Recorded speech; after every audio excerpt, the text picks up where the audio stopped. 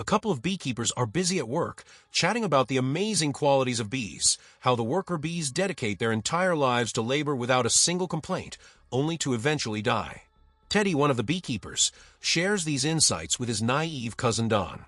Afterward, they head back to the house to get some exercise. They have a wild plan to kidnap a powerful CEO from a pharmaceutical company because they suspect she might be an alien. This CEO, Michelle, is at her home doing her morning workout before heading to her office. As they venture out, Teddy explains to Dawn that humans are like bees trapped by an alien who is pretending to be human. By the time they reach the market to gather supplies for their mission, Michelle has already entered her office. At home, during breakfast, Teddy advises his cousin to avoid any kind of addiction for the next few days. Don agrees, though he seems a bit unsure. Teddy gives him a hug, calling him his best friend and assuring him that he can handle it. Later that evening, Teddy introduces a hormone to Don that will help him stay focused and injects it into him. The next morning, Michelle is getting ready for a presentation at her office. She records herself but keeps mispronouncing the word diversify as diversify. Frustrated, she forgets some lines and complains that the word is overused. One of her colleagues corrects her, saying it's diversity, not diversify. She smiles and tries again in front of the camera. Afterward, she returns home, where the cousin duo is all dressed up and waiting for her. As soon as she steps out of her car, they rush towards her. Caught off guard, she manages to punch Don down, and when Teddy attempts to spray her with pepper spray, she kicks him away and makes a run for it. Don is on the ground. She tries to open a door, but Teddy comes at her with the spray again and grabs her. She fights him off and escapes once more. However, Teddy is relentless and pushes her into a bush. She runs again, but the deed is done. The injection takes effect and she collapses. They load her into the car along with her belongings and drive away. Inside the car, Teddy tells Dawn to hurry up and chop off her hair since they use it as a transmitter with her alien ship. He gets right to it. When they get home, they find all her stuff has been burned to ashes. She's in the basement, tied to a bed. Then they slather antihistamine cream all over her. Dawn is puzzled about why they're doing this. Teddy explains that her nervous system is different from theirs. The cream will interact with the neurotransmitters, leveling up their systems. He reminds Dawn that this isn't torture. They're the ones who have been tortured. Later that night, the two of them get dressed in suits. Teddy checks on his anxious cousin, telling him he'll handle the talking while he should just keep quiet. Michelle wakes up and spots them. She wonders if she's in a hospital, but Teddy clarifies that it's the headquarters of the human resistance. She's an alien known as Andromedan, and even though she doesn't belong on Earth, he wants to speak to her respectfully. She asks about her hair. Teddy explains it's to prevent her from reaching out to her ship. She curiously inquires about which ship, and he responds that it's her mother's ship. He goes on to explain the cream and its purpose, mentioning they need to apply it daily. Michelle stops him, saying that soon enough, a big search party will show up, and before they know it, they'll be caught. She's a big deal in her company, and there's no way they'll gain anything from this unless they work with her now and strike a deal. Teddy hears everything and chuckles. He tells her that was a really nice, humane response. She's totally baffled and asks what's really happening. He locks eyes with her and says she's a high-ranking official in the Royal Andromedan Court, and they've put their species into techno-enslavement of Earth to make them work for their own gain like bees, and then eliminate them. He needs her to take them to the mothership on the night of a lunar eclipse for a direct negotiation with her royal superiors. After hearing this, Michelle politely says she gets their concern, but she's not an alien. He insists and claims he's done a thermal scan of her face from her Instagram pics. There's Andromedan code all over her. She denies it again politely, and he gets annoyed. He calms down and says they'll give her the night to think it over and leaves her a tape recorder to confess the codes to connect with the Emperor. Michelle looks completely lost. He leans in and says it's not easy for him either since she's responsible for the deaths of his family, co-workers, and community. She should appreciate how well he's treating her right now. He walks out, saying her waste disposals will be handled, and even though she doesn't need much sleep, she should try to get some. Michelle says she wants to keep talking, but they leave, turning off the lights. Upstairs, they both start dancing in joy. At night, Dawn monitors her through the CCTV while she keeps crying. Teddy tells him not to view her as a human woman. She embodies pure corporate evil. Dawn asks if she's really an alien, and Teddy confirms, saying she knows they're watching her right now. She just wants to elicit their sympathy. Don apologizes, but Teddy insists he shouldn't and just wait for the lunar eclipse. Soon, the world will recognize them as the heroes they truly are. As he watches her at night, Teddy recalls her early days. Her mother lies in a hospital bed, lamenting that she's being fed poison repeatedly, and she can feel it. She's poked with long needles all over her body. She warns him that the industry sells them both the cure and the disease. She cautions him not to let them get to him. Suddenly, she begins to levitate. It's 3 days before the lunar eclipse. Michelle is putting cream on her face and is soon told to hurry.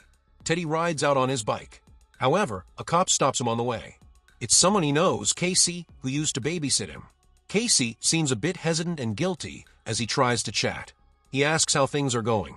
Teddy says he's good, and then Casey asks if he can drop by his house sometimes. Teddy replies that he's been really busy lately, but maybe later, and then he leaves. He arrives at work, where he scans parcels. He talks to a coworker who mentions her pay got cut because her fingers were slashed in the factory, preventing her from working.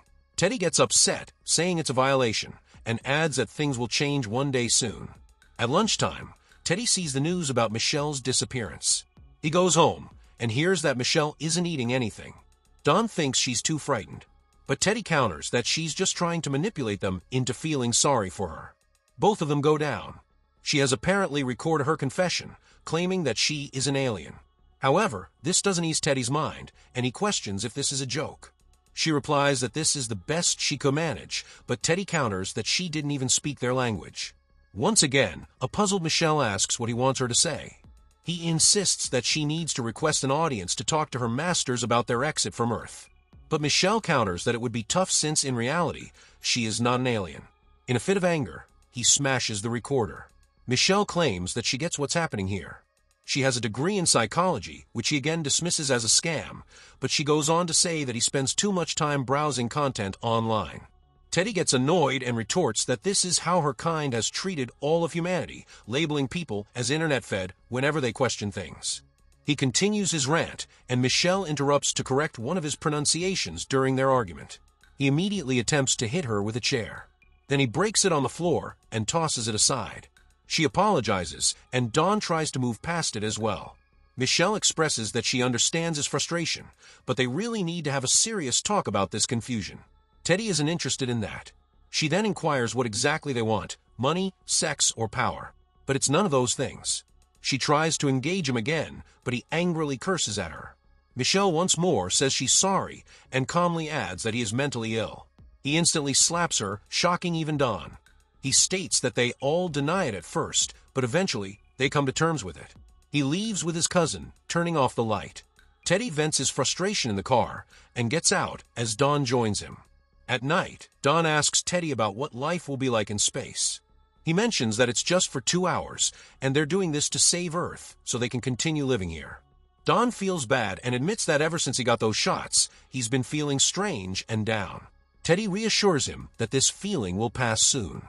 It's 2 days before the lunar eclipse, and Michelle is trying to escape from her chains when the guys arrive. Dawn has brought a shotgun with him. She expresses her desire to start fresh. She reveals that she's actually an alien. She's been hiding it for a long time, but it's true. She insists that this time she's serious and is eager for a resolution.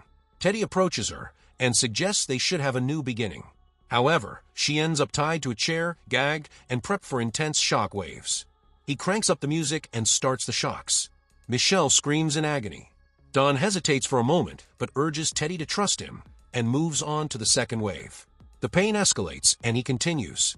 Her screams echo far away. Teddy intensifies the wave, and Dawn tries to intervene, but Teddy pushes him away. He ramps it up to the 4th level. Dawn covers his ears. The system starts to malfunction, and Dawn yanks out the plug.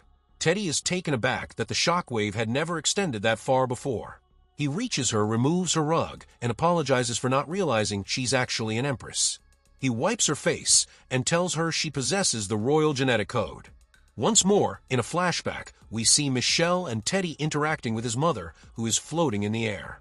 She expresses her apologies to him and mentions that she is meeting with all the families impacted by their company's experiment. She assures him that they will do everything possible to make amends for all of this. It's just 1 day before the lunar eclipse. Teddy unlocks her and leads her upstairs. He covers the windows, and they all gather for dinner. He claims that this is his best effort to treat the royal blood. Her chair is secured to the ground. She praises his home and inquires if he has always lived here. He replies that he prefers not to get into any personal discussions. She then asks him to share a bit more about his movement. He clarifies that it's not a movement, just him and Don. She mentions her support for activism and tries to engage Don in conversation, but Teddy says his partner isn't keen on talking. Don then asks if he can use the bathroom, but Teddy denies him. She looks around and realizes he is a beekeeper. She comments that honeybees are truly remarkable creatures. He responds that he has heard those exact words before. He then asks what it is that she finds admirable about them. She replies that they have a strong work ethic and continue working without complaints. He agrees, noting that's why they are so easy to exploit. The topic shifts back to conflict. She questions whether it relates to their experiments with a drug called neonicotinoids. He is reluctant to discuss it, but she insists that the effects of their medicine have been corrected. He disagrees, and she responds by saying he just wants to complain. He feels uneasy and mentions that their dinner was going well until that point, then accuses her of lying. She's the one who's ruining things in the name of an experiment. The chat shifts when Michelle claims she knows him. She brings up his mother, which makes him go silent, and asks her to never mention her name again. She digs into the past, saying she recognizes him. She insists they thought they were doing good. He's not interested in discussing any of that, but she keeps trying to clarify her side. The tension escalates, and when it doesn't let up, he lunges at her. He starts to choke her. Don tries to intervene, but feels lost. Michelle kicks him and makes a run for it. At that moment, Casey is seen driving toward their house. Don is still there, gun in hand, unsure of what to do. Teddy lunges at Michelle and grabs her, but she quickly overpowers him again, putting him in a chokehold. She tells him he can't defeat her because she's a winner and he's a loser, and that's just how it is. But before she can finish him off, Don hits her on the head. Casey arrives and rings the bell. After waiting for a while without any answer, he walks over to the window, where Teddy pulls back the curtain and acknowledges him. Casey then approaches the door, apologizing and explaining that they're searching for Michelle due to some regulations. He asks if he can come inside, and Teddy lets him in. The CCTV screen is on above Teddy's desk, but he quickly turns it off. Casey mentions that it feels strange to be back here, as it brings back so many memories. He notices a chair tied to the floor. Teddy says that it was for his mother. Teddy offers him a cake. Casey shifts to the main topic, inquiring about Michelle, but Teddy admits he doesn't keep up with the news. He mentions that her phone last pinged off a tower in the area. Teddy responds that those signals usually cover a wide area. He also adds that her car was caught by a speed trap nearby. Casey thought he'd stop by to see if they had noticed anything unusual, but Teddy shakes his head. Casey then shows him a picture of Michelle and her car, but Teddy hesitates and again says no. When Casey asks about his neighbors, he gets another negative response. He reflects on their past and expresses guilt, saying he's a different person now. Teddy reassures him that it's all good. At the same time, Michelle wakes up. Don is present with a gun in hand. He's not meeting her gaze as she asks him to. She attempts to persuade him to release her, but Don seems to brush her off. Despite her efforts to reason with him, he grows increasingly annoyed and points the gun more menacingly. Meanwhile, Teddy examines his injury. He then inquires if he wants to go take a look at the beehive. Don is looking up when Michelle asks if someone is upstairs. She keeps trying to break him down, and this time, Don admits that Teddy is all he has. She insists they will find something else for him. Teddy takes Casey to the bees. Don wonders if she's an alien. Would she take him away with her? She says she's not an alien, but when he asks if she were, she says yes. He then asks her to tell Teddy he loves him, points a gun to his chin, and pulls the trigger. The gunshot echoes outside. Teddy quickly unmasks Casey and hits his head, causing the bees to swarm him. He then smashes his face with a shovel. He rushes down to the basement, and Michelle explains that he did this to himself. She tells him it's because of all the lies he told himself. Teddy aims his gun at her, and she claims she has a cure for his mother. He hesitates. She explains that a significant change is happening inside his mother, and she has a chance to wake up. Teddy asks how that's possible, and she tells him there's a bottle of antifreeze in her car that he should use on his mother. She mentions she's chained up here and can't go anywhere, so he needs to take it to her mother. Before he leaves, he breaks her knee, saying it's for Don. He rushes out, grabs the stuff, and heads to the hospital. Without stopping, he injects the element into her water bag and waits eagerly for her to wake up. Meanwhile, Michelle goes to Don's body, retrieves the keys, and frees herself. She heads upstairs and discovers a body with someone's scalp and hair. She notices all his research on the computer. His mother doesn't wake up and instead dies right there. He's incredibly frustrated and jumps out of the window. He quickly makes his way home, grabs his gun, and heads down to the basement. Michelle is there, acting all chill. She calls him a monster and asks how many Andromedans he's taken out. He says 2. She calls him pathetic, and he steps back.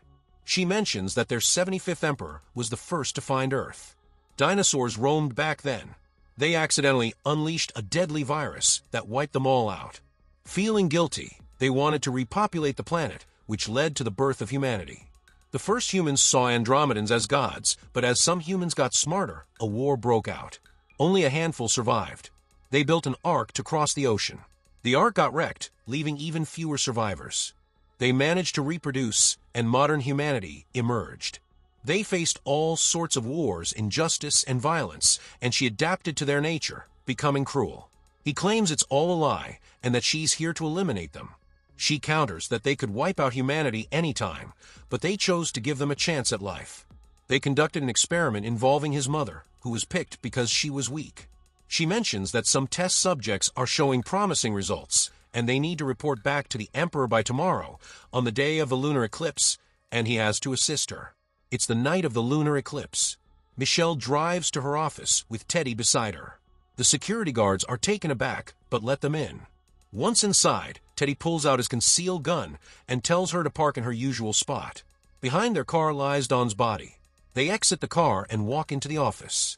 Everyone is shocked to see her, but they keep moving, and she heads straight to her office. She draws the curtain, and he blocks the door with the sofa. From a box, she retrieves a calculator. Teddy leans closer, and she mentions that she needs to input a code. He's taken aback since it's just a calculator, but she tells him to hush because she needs to remember a lengthy code. She types it in while Teddy waits outside, and the others linger uncertainly. After a moment, she announces that it's ready. Teddy asks about Don, and she replies that they can return for him later. He then reveals that he's armed with explosives. She instructs him to hide in the closet. She tries to go in first, but he halts her, saying he doesn't want her to escape. He steps inside and shuts the door. She then steps back and starts a countdown. Just as the countdown ends, there's an explosion from within. His head bursts through and strikes her, causing her to lose consciousness. She regains consciousness in the ambulance. They inform her that his bomb likely reacted to his body heat, which is a common issue with homemade explosives. Suddenly, Michelle bolts upright. They attempt to restrain her, but she shoves them aside and exits the vehicle. She dashes through traffic, making her way back to her office. She rushes to the closet and slams it shut. Eventually, she starts to teleport and makes her way to her mothership.